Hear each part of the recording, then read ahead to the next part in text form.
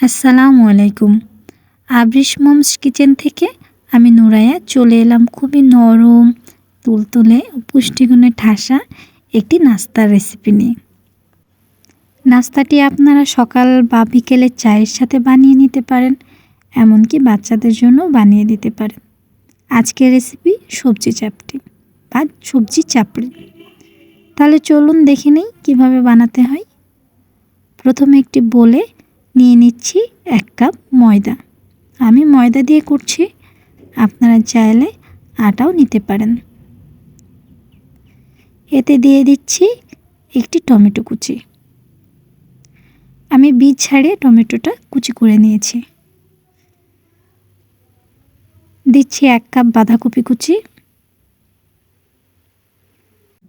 1 table চামচ মিহি করে কুচানো ফুলকপি ও গাজর দিয়ে দিচ্ছি।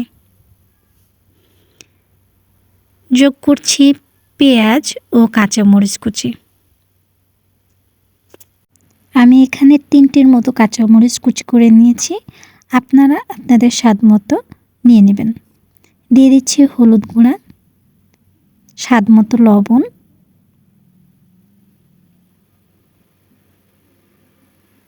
ধনিয়া গুঁড়া আর দিচ্ছি একটি ডিম।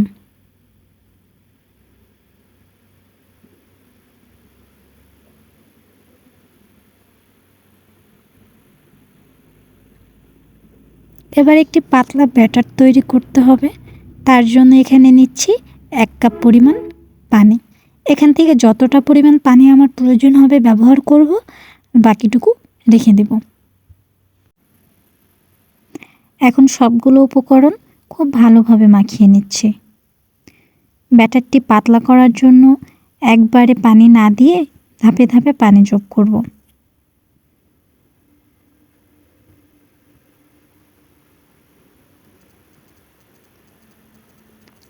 ব্যাটারটি প্রস্তুত হতে কিছুটা সময় লাগবে, তাই আপনাদের বলে রাখছি, যদি রেসিপিটা ভালো লেগে থাকে অবশ্যই আমার চ্যানেলটি সাবস্ক্রাইব করে রাখবেন এবং বেল আইকন বাটনটি প্রেস করে রাখবেন। তাহলে নতুন কোনো রেসিপি আসলে সর্বপ্রথম আপনি জানতে পারবেন।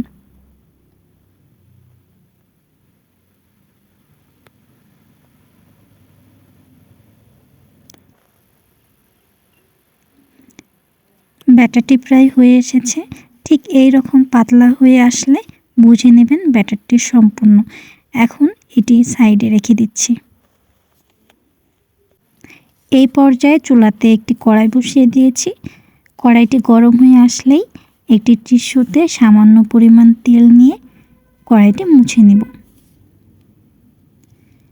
ব্যাটারটি একটু নাড়িয়ে 2 চামচ মতো ব্যাটার কড়াই দিয়ে দিচ্ছি।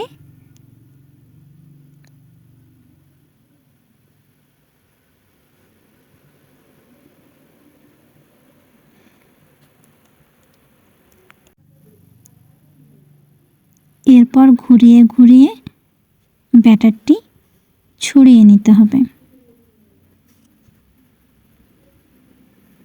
এই পর্যায়ে সবজিটা একটি চামচ দিয়ে সব দিকে সমান করে দিতে হবে, না হলে এক জায়গায় জমা হয়ে থাকবে।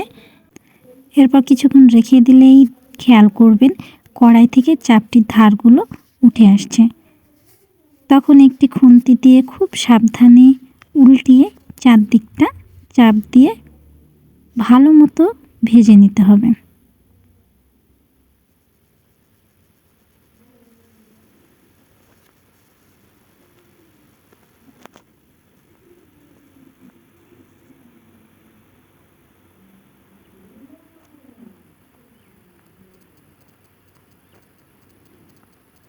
এভাবে আমি আরও বেশ কয়েকটা চাপড়ি বানিয়ে নিলাম।